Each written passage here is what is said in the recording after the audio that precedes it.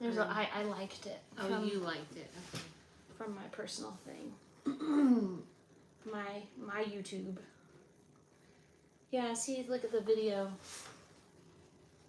Well, what do we need to do? Zoom it? No. We can't do anything. We gotta sit closer together. Well, I think we're okay.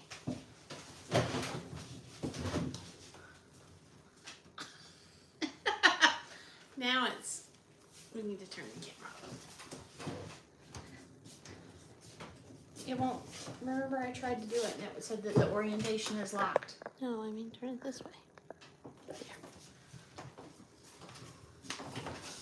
Now it's mostly on me. You're gonna have to scoot this way. It's not mostly on me. Okay. So when you watch interviews and it looks like they're sitting, they're doing like this with them, they're probably really standing close together. We have better cameras than we do. Oh. We did have one viewer and then they left. We bored them to death. Yeah. How to and style. What? This. Why did it get category? Where's food? There isn't a food. It's you gotta pick how to and style. All right, fine. Okay. I can't see any of the numbers. You have to tell me when it's time. Wait. If you're joining us now, just know we don't know how to operate all this and we're learning. So we're trying to figure it out. We're also early. We're early. But how much early? 3 minutes. Okay. Oh, that's not terrible.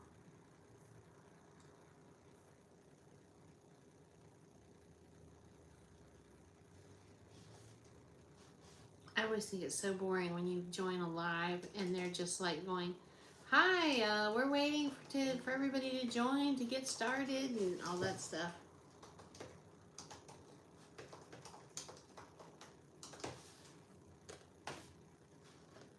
Well, we did click it open early, but I don't have any patience. So.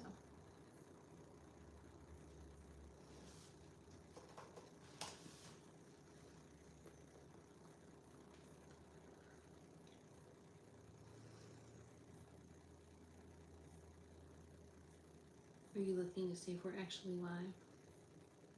I was going to try to make a comment.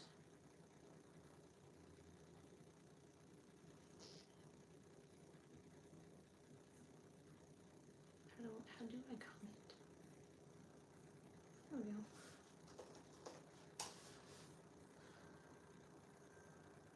What did you say? Oh! Anne from Fort Myers, Florida is here. Oh, Anne?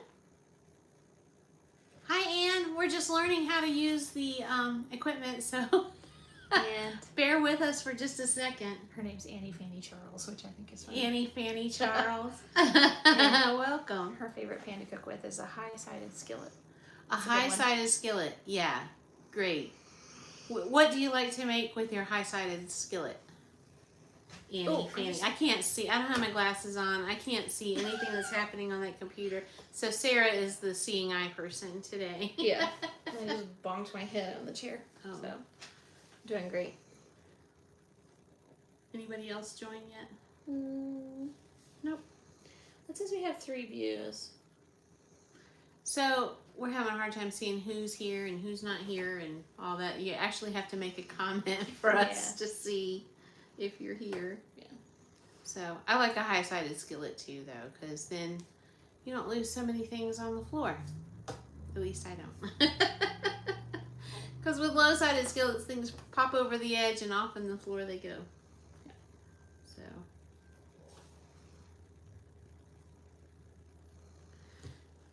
Delina Jenkins says hello. Hi, Delina! That's one That's of your... Mo's sister-in-law. Oh, cool. Yeah. So good to see you. Well, I can't see you, but I guess you can see me. Delina, what's your favorite pan to cook with? And if you didn't hear us saying, we're just learning to use the equipment, so it may be a little sketchy this time while we're learning to use the live stuff. Okay.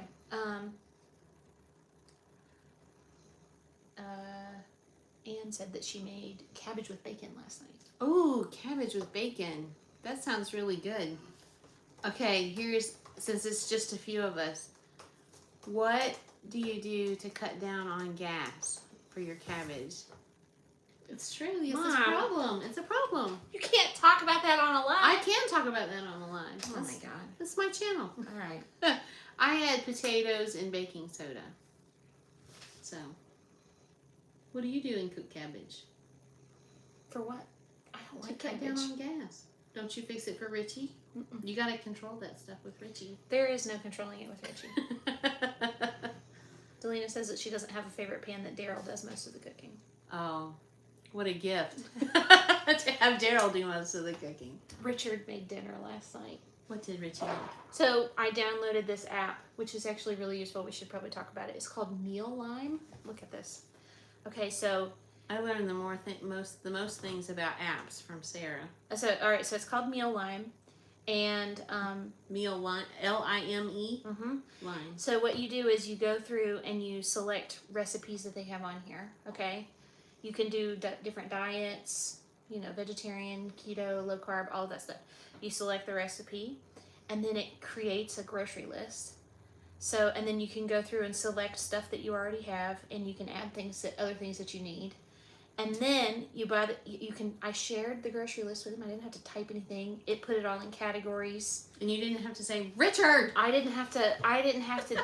He came home with exactly the right stuff, except for bacon, because he assumed I had bacon, but it was on the list. So it makes a grocery list. Then when you click on a recipe, it gives you the cookware you need, the ingredients, and the instructions. And so I was able to just send this to him, and he made dinner. Wow. Shoot your husband a list that you don't have to discuss with him. Mm-hmm. And he goes to the store. And he made it. And he makes dinner. I love that. He made pasta carbonara. Was it good? It was okay. For somebody he's made me like 2 meals, I think, our entire relationship. So I don't think I'm talking out of school if Richie watches this later. When Sarah met Richie, he had like 3 George Foreman grills, and he made everything. No, he just had 1. Oh, I thought he had 3. I think he had more than 1, but the others were old and he didn't use them. They didn't work. And he George Foreman grilled everything. He would just put a piece of chicken on the George Foreman grill with a little bit of pepper, and that was it. No salt, no garlic powder, no onions, no cayenne pepper, nothing. Yeah. Was it 5:30? Should we start? It's past time. Okay, so welcome. If we did we say hi to everybody who's here so far? I think so. Yeah. Okay, well, welcome just everybody. We're tickled to death that you're here. What we are, this particular live is called The Best Pans for Cooking, and that is why it looks like a yard sale on my dining room table. Yeah, they can't see the hole. Hang on. Let me do it. Oh, Sarah's gonna pan around. Okay. Okay. Look at The our yard whole sale. table. Look at that. Look at that. Isn't that classy? And the phone is on a stand, or otherwise we would show you my new foster dog who is sound asleep behind us in the floor. Oh, she's gonna get him. Get her. That's Missy. Missy's A special the snoring sounds. special for this guest. show. You really may hear her snore. Okay, look, you gotta twist it back that way a little bit, or you're not gonna be in the picture. I don't care if I'm not in the picture. Well, I care. Okay. Okay. So, I'm Wendy with Loaves and Dishes, and this is Sarah, who you normally see on the Loaves and Dishes channel on YouTube, Sarah Blackwell. And what we are doing is for the next month, in 1 week, we are doing live cooking shows on Monday evening. And they'll be right here on YouTube. Back during the pandemic, this is how this got started. During the pandemic, when I was stuck at home, I thought, what is something I can do to help make people feel better? And I started doing live cooking shows on Sunday afternoon on Facebook. And I had a lot of people comment that they wish they could join, but they were not part of Facebook and didn't want to be part of Facebook. So I've had many people just really request to have the live cooking shows come back. So that's what we're doing. For a month, we're going to test it out. Is it going to continue past a month? We don't know. We'll see. If it's popular and you enjoy it and people are coming and it's valuable to you, then yeah, we'll do it. But if nobody's coming and it's not of any value to anybody, then no, we won't do it. So we're not going to do cooking today. We're just going to talk about pans today. But we will be doing cooking on the next episodes coming up. Do you want to tell them how they can log on and see, so that you'll know what ingredients you need to have together? So on YouTube, we have a community tab, and I think in the next couple of days for next week's live, I will put the list of all of the ingredients that you will need for next week's cook along recipe. You can find it there, and if you have Facebook, you can find it on our Facebook as well. Yeah. But the caveat to that is, when I was putting the schedule together for this, I did not see that next week is Easter. So since next Monday is Easter Monday, we know a lot of people will be out of town and visiting relatives and that kind of thing. We're not going to do a live next Monday, but then we will resume the following Monday, and we'll go 1 month into the next month, into May, and do live cooking shows with you. And we're planning on doing recipes that are easy and fast and tasty, things that'll feed your whole family if you have a family to feed, or that you can eat on for, the next week. And everything we fix will have the ability to freeze some of it, so that if you are a single person or just a couple, that you can stick portions in the freezer or that kind of thing, so that then it'll be easy. You can just pull it out and heat it up. So let me see. So please be patient with us. We're learning we're learning how to do the back end of the YouTube channel with the live. We've never done these before on YouTube, and Sarah is, I don't know if you can see her laptop, because I can't see the cell phone. But Sarah has her laptop open, so she's, if you've got questions or comments or that kind of thing, she'll be fielding those. Sarah, butt in at any point with comments or things, because I can't read the screen. So, let's see. Oh, these are being recorded, we hope. And then will be posted on the channel. So if you miss one and you want to come back and watch it later, just pull up the YouTube channel, and I guess that as soon as we know that it's done recording, we'll try to go ahead and get it posted. I'm talking to you about the Easter Monday. So tell your friends and click the subscribe button and the bell if you haven't done it. That helps.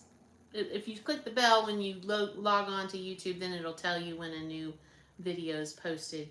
And the more subscribers we have, the more it boosts us up in the algorithm or something. I don't really know, but that's what I'm supposed to say. Anyway, so if you'll leave me a comment, if you haven't already, what is your favorite pan to cook with? Do you have a favorite pan? And why is it your favorite pan? So I have an entire table of favorite pans sitting here, like we said earlier, like a yard sale.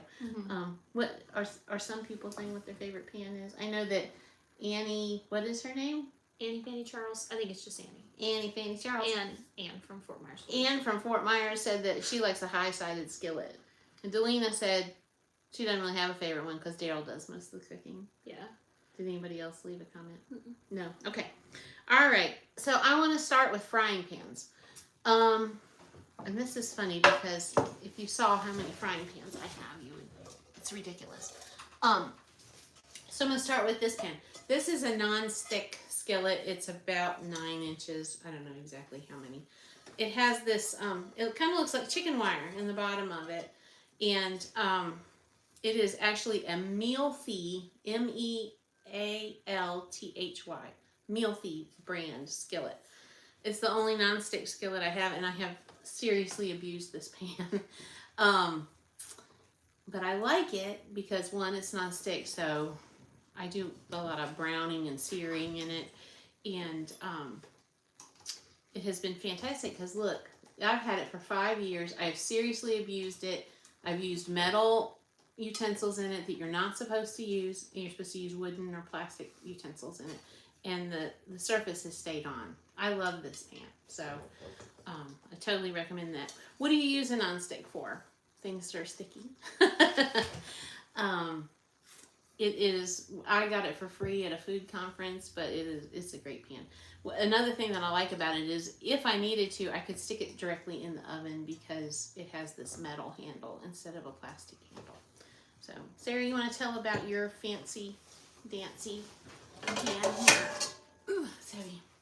Also in the chat, just in case anybody wants to see it, I'm going to put in links for pans that we're showing that you can see on Amazon.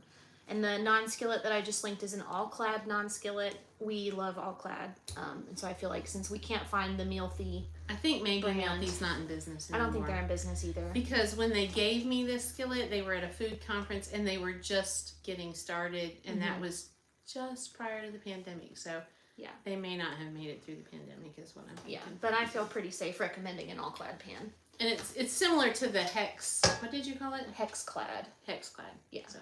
Okay, so this is I did a whole video on this pan. This is my $30 carbon steel wok that I got from the Costco. And what I really enjoy about the carbon steel is that it is basically cast iron, but it's much thinner. And so it cooks the same way that cast iron does, it's just a lot thinner. And that's really great for me because my wrists suck occasionally and picking up cast iron is kind of hard. But also for a wok, you use it for stir fries and things like that, which we cook a lot of stir fry-ish type stuff because that's what Richard likes to eat. So this is a really great cast iron, I about dropped it on the computer, cast iron alternative. And if you really like cast iron but need something a little bit lighter, this is a great option. They last forever. Where did you get it from? Costco? I got it for $30 at Costco. And it's enormous. This thing it's a big pan. Something else about it. I don't remember. It's great. I really like it. And because I like cooking with cast iron, but I have been using my stainless steel more because they're lightweight, but this is it's like an in-between. Yeah. So. All right, and I will try to find, I got it at Costco, so I don't think I'm going to be able to find it on Amazon, but I'll try to find it. So another thing I wanted to talk about is stainless steel versus cast iron.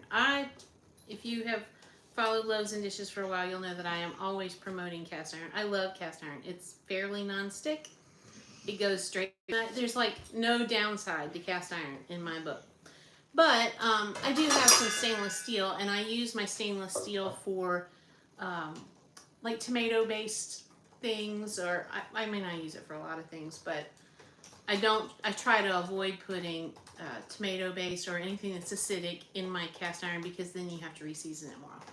So I wanted to talk about handles versus short handles. So this is what I mean by handle. See how long that is versus like this pan that has these little handles. And this is technically not a frying pan, but I use it like a frying pan. And I love this because it doesn't take up so much room on the stovetop. If you've got that long 8-inch handle, it sticks out and uh-oh, did we lose our broadcast? Well, I lost what I was doing. I was right in the middle of answering a question. Oh, okay. We'll see if we're still live. Well, it should be because you should have switched over to, yeah, we're still there. Okay. Should I keep talking? Delina asked what all-clad was, and I was explaining. Oh, okay. Well, let's just talk about it. Okay, this is an all-clad pan. I have several. They are very expensive. Very expensive. And if anybody wants a link the next time that they do, this is how I got my pieces. All-clad, somehow I got on a list for factory seconds and scratch and dent all-clad. And sometimes the scratch and dent is just a messed up box. The pan is not messed up. And they are severely reduced. So like a $300 skillet gets reduced to like $100 and some dollars, which is not cheap, but it's way cheaper than $300. I decided to go with the all-clad pans that have the copper bottom, and you can see this stripe here shows that they have the copper bottom. The heat better is is what it's supposed to be. And I think they really do, because I have one piece that doesn't have the copper bottom, and it doesn't heat quite as good. These are just fantastic pans, but they are super expensive. If you don't cook a lot, it's not worth the money. Like if you're frying eggs and that's all, then it's really not worth the extra. But it's a kind of professional grade of pan, and boy, I love mine. What I don't like about them is, see the rivet? I don't know if you can see that, but the handles are riveted on the side, and then there's a little like rivet head right here, and I feel like grease and gunk collect around that, and you have to really clean around it. That's the one negative about all clad. But as far as how it cooks, fantastic. And this one has a lid, and I wanted to talk about lidded frying pans versus no lid. Lids are pretty nice for doing things like if you have vegetables in here and you want them to steam a little bit quicker, just splash a tiny little bit of water on there and put the lid on, and they're done in no time. Or if you want to melt cheese, or you want a sauce to not splash out all over your stovetop, lids are great for that. But also, what I want to say is I have purchased lids for just about everything I own, and that's ridiculous, because this is what I end up doing. I have one lid close to the front of my lid holder, and then whatever I need a lid on, I just set that flat lid on there, and that's my lid for everything. So why do I have a lid for everything? It doesn't make any sense. Anyway, that's what I wanted to talk about that. Cast iron. Cast iron skillets come in all shapes and sizes, and I have cast iron skillets that are this big. I have one that's this big. It's the family ashtray out on the front porch. And then, Really? Mm-hmm. Oh. You don't know because you don't smoke. Yeah, but we have some smokers, and that's an ashtray. And then the typical size that you're going to want in a frying pan is like a 10-inch, 12-inch. That big frying pan that I just showed you is a 12-inch. These are 10 inches. This was my mom's frying pan. I've had it's forever old. But, and I've eaten out of this pan since I was born. And you can see, it's just as nice as, well, the outside coating, it used to be enamel coated. That's about all worn off. But as far as a cooking surface goes, it still cooks great. This is a square. I just got this out to show you different shapes. This is a grill pan, has grill things in the bottom of it. Cast iron, and it's enamel coated on the outside. Non-stick. It works great. Fantastic. And then the specialty thing I want to show you, I got it from that all-clad sale. Seriously, send me your address, your email address. If you want me to forward that sale to you, you just have to give them your email address and agree that you're not gonna, I think, resell the pans or something. And then sometimes for just a crushed box, you get a fantastic price. So, but that's where I got this. So this is an electric skillet. I really like this. I've really only been able to use it a couple of times, but this is great. It would be great for frying chicken. I use it when we have family dinners. It's a huge non-stick service inside. That's about 12 inches wide, and you just plug it in, set the temperature you want, and it heats up in no time.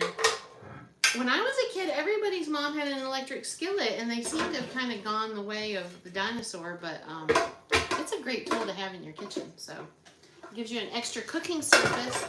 So if your stovetop is totally busy with things, you can use your electric skillet and have an extra cooking surface. So that's it for skillets. You got a question? No, I don't have a question. I think we might need to pause for a second. Okay. So it's still showing that it's running there, but none of the video that I have that I can pull up that says it's connected. So I don't know. Okay. I'm getting. We're pausing for a second because we're having technical difficulties. Yeah, your Wi-Fi is being wonky. Sarah says it's the Wi-Fi, but I don't know. If you can type anything in the chat, will you please let us know if the can video is still going? If you can hear us, will you type something in the chat, just like hi or It's also on a delay. So, here or y'all are so cute. Also, well, while we're taking a break, Anne said that if you eat enough cruciferous vegetables in your normal diet, you won't suffer for gas Oh. after eating cabbage. So maybe you need to eat more Maybe broccoli. I need to eat more cabbage, broccoli, and I'll get used to it, and then I won't have stomach upset. Let me see if it's the computer or if it's. But Delina can vouch for this. Somebody Delina and I both know eats a lot of cruciferous vegetables, still has gas. No, we're still up. It's just me. Okay. All right, it's continue. the laptop is messed up. Okay, well, let's go move forward. So let's talk about saucepans. What do you use saucepan for? Are you tired of talking? It's a quiz. It's a quiz. I use a saucepan for a lot of stuff. Probably a lot of stuff that you're probably not supposed to use a saucepan for. Like what? If I ever have to make a small amount of pasta, I'll use a saucepan. Any sauce that I make. That's why it's called a saucepan. Well, okay, but all right, then explain me this. Okay, let's talk about this one then. So saucier. This is a special pan called a saucier, and it's called a saucier because hand me one of the other pans. Because stuff gets burnt on the inside. No, it's not. Okay, so this pan, I had to get up close so you guys could see. This pan has it's almost like a right angle. It's not quite. Has a little, curve slope in here. This is just a regular pot, right? This is a saucier. It does not have that. It's the slope is gentler, and that is because, hang on. She's going to go dig around the kitchen and try to find something.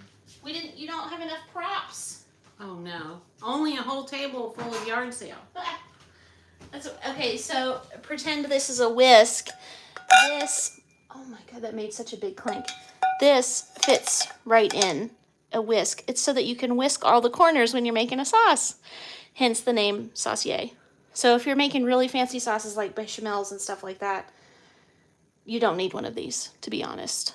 It's a fancy pot that's not necessary, I don't think. Yeah, I bought it at that Glad sale. Yeah. Because it was cheap. I think it was a second and had a crush box, probably. But what I found is that I must not be great at making sauces because I burn up the sides of my pan. Anyway, so what is a saucepan? A saucepan comes in sizes. When you're looking at a size, like this is a 2-quart saucepan. This is a 3-quart saucepan. I use them for everything from like canned vegetables, or if it's just me and somebody else and I have 2 ears of corn that I'm boiling, I do them in here.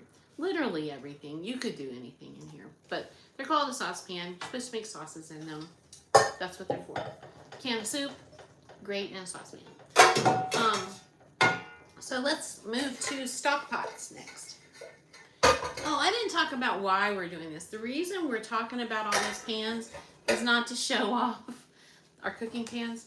The reason we're doing this is because one of the most frequent questions we get is like somebody's making, I don't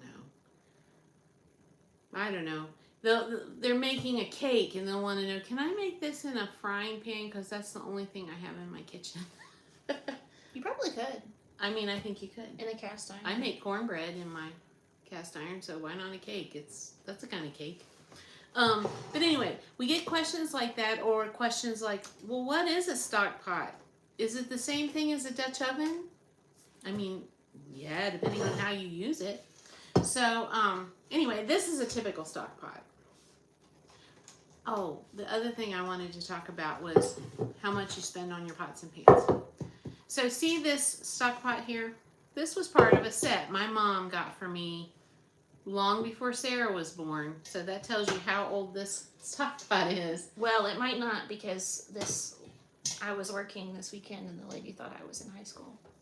Okay. So it's at least 16 years old.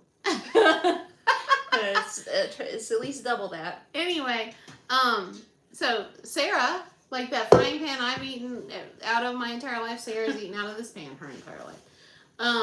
This is a Farberware brand, and it has lasted all these years. I still use it all the time.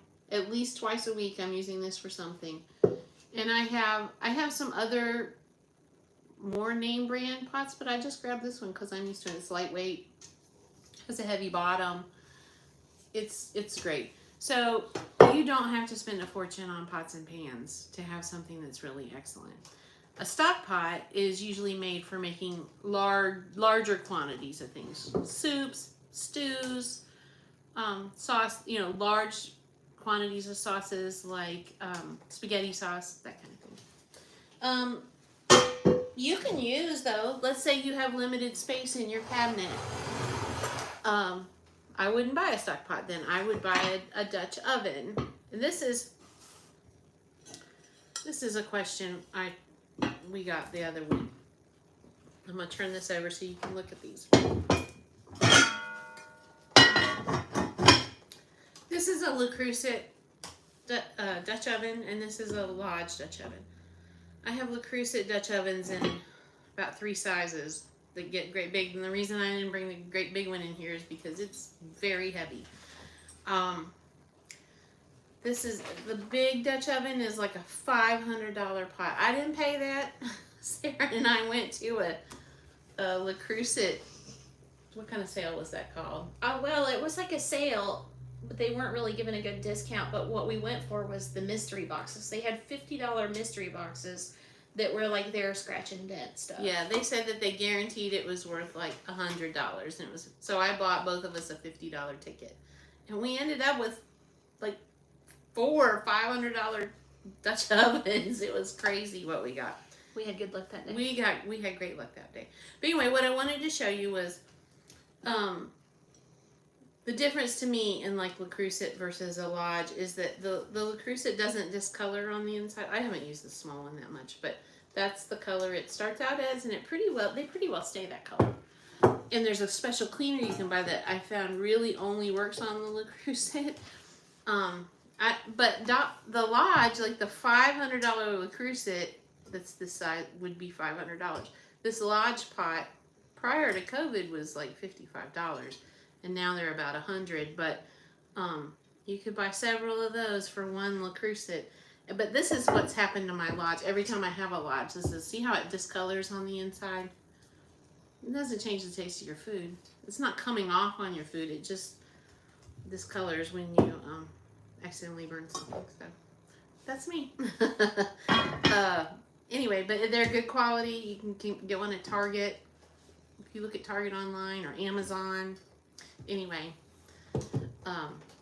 that's kind of the difference in those two things. They're enamel coated, cast iron. You can use them on the stovetop. You can stick them in the oven. They're for making, braised foods, or if you don't have the lid on it and it's on the stovetop, you can use it for, just like you do your stock pot, to make stocks or soups or, chicken and dumplings, whatever you're making. I use mine for everything. You can make bread in them too. Oh yeah, you can make bread in them. Mm-hmm. That's right. I have done that too. They're kind of all-purpose, I think. Yeah, that's a great all-purpose pan to have. If you could only have just a few pans, that's one of the ones I would have. They are expensive. Yeah. Let's see here. Okay, let's talk about baking dishes next. Baking dishes. All right, baking dishes are for baking. Obviously, they come in all sizes. This is a 2-quart baker. This is a 9x9 baking dish. If you've watched anything that I've made on Loaves and Dishes in a 9x13, you've seen this pan every single time. I love this pan because it comes with this lid. So when you're done baking what you're baking, you just put the lid on it and it goes right in the fridge. Or if it's a cake that can sit out, you just put the lid on it, stick it on the counter. Materials. This is a glass baking dish. This is like a pottery style baking dish, and this is too. I don't have a preference, one or the other. So, you got anything to say about baking dishes? No, except for that with the Le Creuset. Yeah, I'm trying. Le Creuset. It's Le Creuset. Sometimes you can find that and Staub and stuff at Marshall's and TJ Maxx. So for a great price. Yeah. That's it. Yeah. Okay. I'm all about getting a deal. Yeah. Okay, let's talk about these baking sheets. Don't look at my baking sheet and go, "Oh, that's so gross," because I have baked literally everything in it forever, and it's kind of discolored. But, so this is a baking sheet right here. This is a non-stick baking sheet. I don't really like my non-stick baking sheet, but I wanted to show you in case you didn't know that you can get a non-stick baking sheet. You can pick up a pack of 3 of these, or maybe it's 2, at Sam's Club for $10. They're aluminum.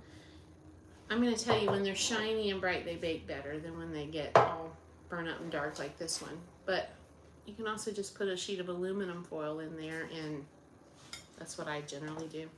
It restores the good quality of baking with a shiny sheet.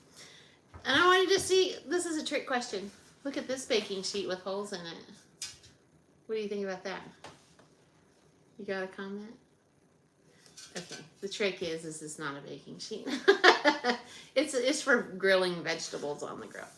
But anyway, okay. Fancy grill pan. It's a fancy grill pan. Which I haven't actually used that much because I got it at the end of the summer last year. Deline asked what it was used for. Oh, it's for grilling vegetables. And it works really good. You put, toss your vegetables in some oil and add some seasoning, salt, pepper, garlic powder, onion powder, red pepper flakes. And then you spread them out and put them on the grill on medium heat. And they grill it nice. They get little charred bits on them, but the grill pan keeps them from falling through the grill. So, okay, anything else? Nope. Okay, let's talk about, I'm gonna let Sarah talk about our specialty items. We have specialty cooking items. Okay, one of them is down here on the floor. So It's Sarah's favorite kitchen utensil. false. This is the bane of my existence. This is an Instant Pot. I have one. I hate it. It's fine for, pressure cooking, but that's but it has all these other things that you can do with it. Like, you're supposed to be able to fry things like a skillet. That stuff never works for me. I tried to make rice in it one time. That did not work. So if you want a pressure cooker, you can buy this and it works just fine most of the time. When it has, has this annoying ring on it, which all pressure cookers have. The ring has to be just right. Yeah, it has Or to be. the lid won't go on and it won't cook right. You cook some garlic or something in this. I cooked oxtails yesterday. Yeah. Okay. And I haven't run it through the dishwasher. I just hand washed it. Yeah, I can smell it. That was something I wanted to talk about. If you don't get the lid on it just right, it won't work. And then, you set it to cook and it doesn't do anything. Half the time when I go to use it, stuff burns. I can't make mine work right. So I would not recommend getting an Instant Pot. I'd recommend just getting a plain old pressure cooker. Mm-hmm. If that's what you're wanting this for. Because a regular pressure cooker will do the same stuff. And it will do what it's supposed to do without all of this extra crap. I feel like some of these kitchen gadgets are just to try to get you to buy the next big thing, and it's not actually useful. And people get all woo on the internet about, all Instant Pot crazy, when really you could save money, get a stovetop pressure cooker. You could probably find a pressure cooker at Goodwill for $5. Yeah. So I did want to talk. The reason Sarah's stuff burns, I'm going to show you. See this little dilly bob right here? It has to be turned just right, and it has to be seated in there just right. So it took me forever to learn that. I burned stuff with it a lot too, but till I figured out this has to be seated just right, and the ring has to be on there just right. And you have to, before you start, visually inspect it, mess with it, feel it, make sure it's down on that ring. I never had to do this with my stovetop pressure cooker. I wish it hadn't broken. But, and I agree, this stuff here that's too much. It does, and all those other functions, I haven't been able to get them to work right, but it works fine for pressure cooking. If you have an Instant Pot and you love it, good for you. I hate it. I know, I'm not fond of it either.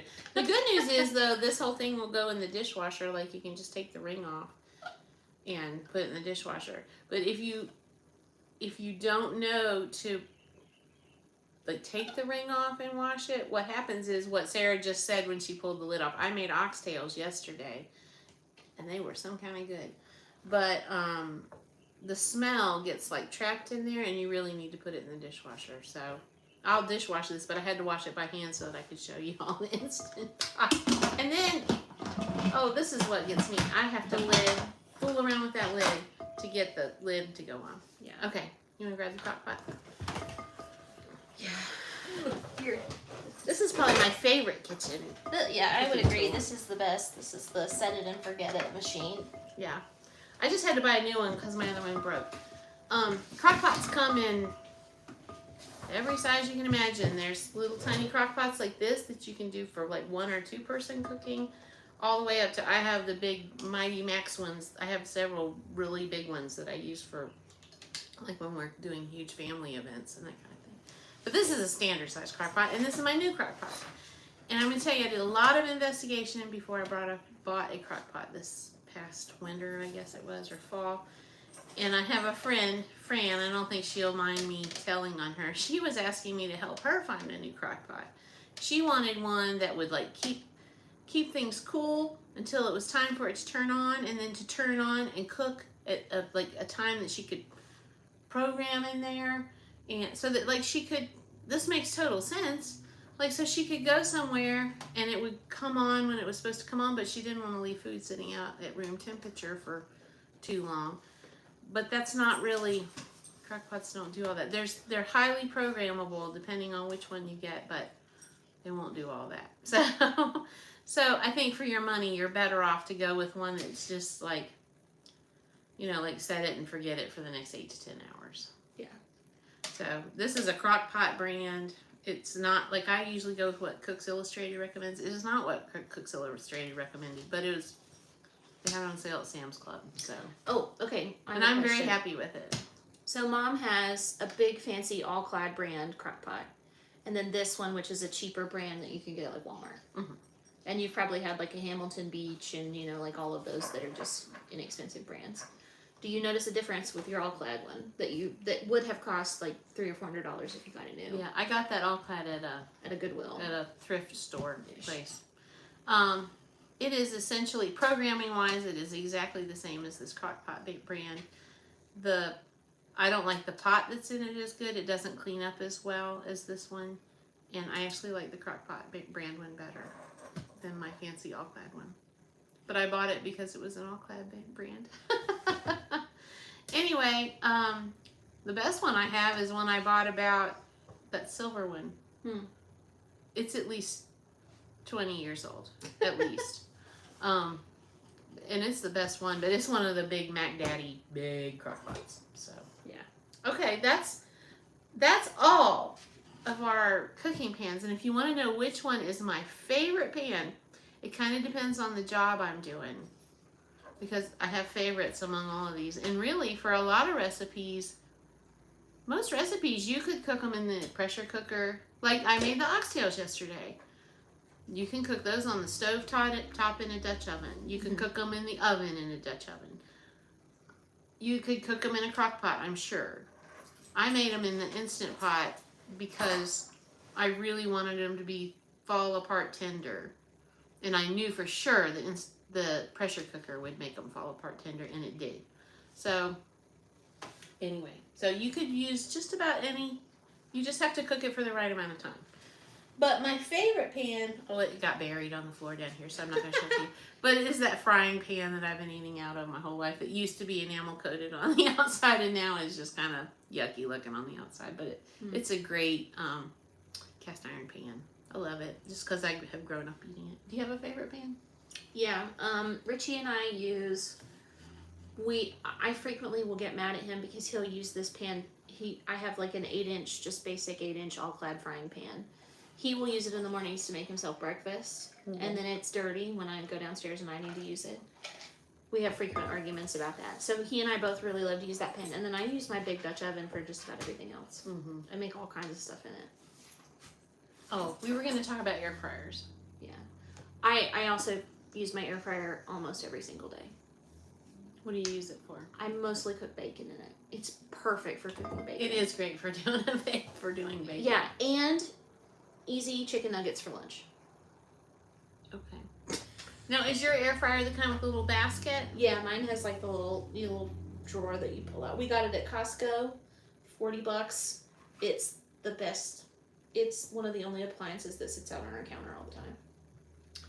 I have what's a little, what is that? Like a toaster oven that has an air fryer function. Yeah. And I like it, but I don't think that air fryer works the same as like an air fryer like Sarah has. I don't think it's quite the same. And really, to be honest with you, if what you want is that kind of air fryer, you're just as well off to get a baking sheet and use the broil function on your oven. I think it's essentially the same thing. Yeah. Well, I mean, all an air fryer really is a different kind of oven. It's a convection oven versus whatever the other one is. So, you know, if all your friends are talking about air fryers and want to just put your broiler on high and use a pan like this, a baking sheet with a rack in it, it's essentially the same thing.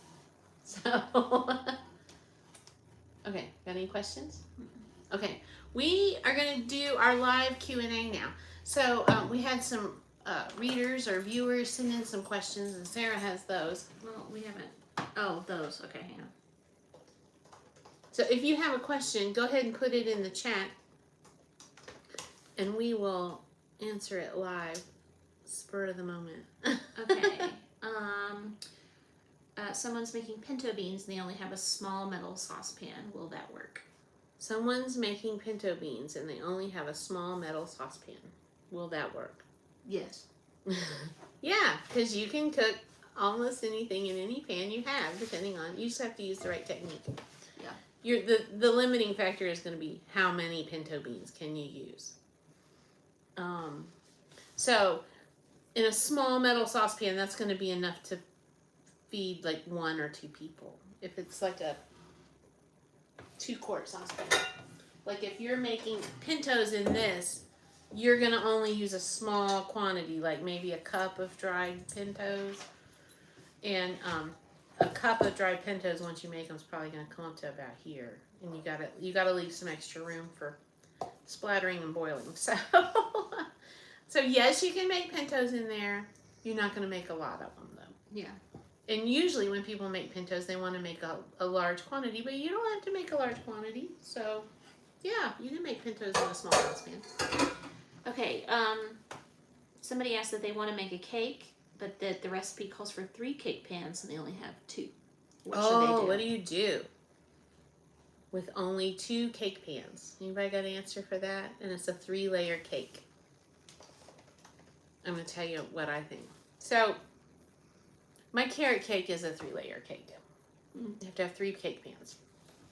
However, it's the same amount of batter that you would use for a 2-layer cake. You just are dividing the batter up in three parts. So I think the secret is you just use 2 cake pans and only fill them with about 3/4 full. Don't go more than that. And if you have more batter than that, just make cupcakes or something with it. But don't don't overfill your cake pan or it's going to come out the top. So do you have an answer for that? I was going to say that if you're desperate to have a 3-layer cake and you only have like 1 or 2 pans, I would separate the batter into 3 bowls equally and then cook them one at a time. Okay. That would take longer, but if that's what you want to do, you can do it. Here's something also you need to know. Whatever the recipe calls for, if it's a 2-layer cake or a 3-layer cake or a sheet cake, you can cook in any pan, you can cook your cake in any pan too. I mean, you can make a sheet cake out of your 3-layer cake recipe. You're just gonna, you might have use a little less batter, or you might need less icing, but it's not gonna make the cake taste worse if it's in a sheet pan instead of a layer cake. You would have to adjust the cooking time. Yeah, you're gonna have to adjust, but you'll know it's done when you stick a toothpick in it and it comes out clean. Mm-hmm. So see, you can use any pan you need. Yep. Okay. And the last one that we got was they were wanting to know about stock pots made from different manufacturers. So, like, is it worth it to buy the Le Creuset versus the Lodge brand? We already kind of answered that. What do you have to say about that? I think, well, I don't know, because I've never cooked with a Lodge. Well, maybe some other brand versus. But I'm also kind of bougie, and I have a lot of brand loyalty. Like, I like Dyson stuff. So, like, I have a Dyson vacuum. I have a Dyson hairdryer. I spend a lot of money so that I can have a Dyson because I know that they work. I don't know how they work.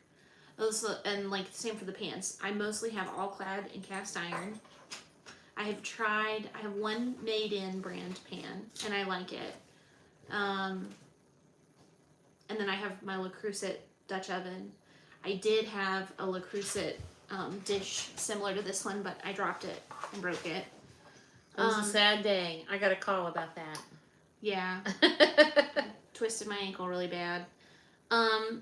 Anyway, so I would prefer, I think that with the Le Creuset, I think it's going to last forever. So the way I see it is I spend $300 now, and then I have a pan that's going to last me my entire life. Versus the Lodge, you might spend $50 on a pan, and then it's going to get discolored and gross looking, and then you're going to feel like you want to replace it. Does it cook the same? Probably mostly to people who don't cook all the time, but we cook all the time. So Right. I feel like we would notice a difference, but if you're just like the average cook who's making like maybe a couple meals a week at home, a Lodge would probably be fine. Yeah. But also, I got mine on a discount. I only paid $50 for it. For that with a whole bunch of other stuff. So. Yeah, I'm going to say go with whatever you're buying, buy the best that you can afford. But don't not make your car payment and instead buy a fancy pan. Mm-hmm. Just buy the best you can afford. And then when the time comes to replace that pan, if you need to replace it in the future, then at that time buy the best one you can buy. But I'm going to also share this with you.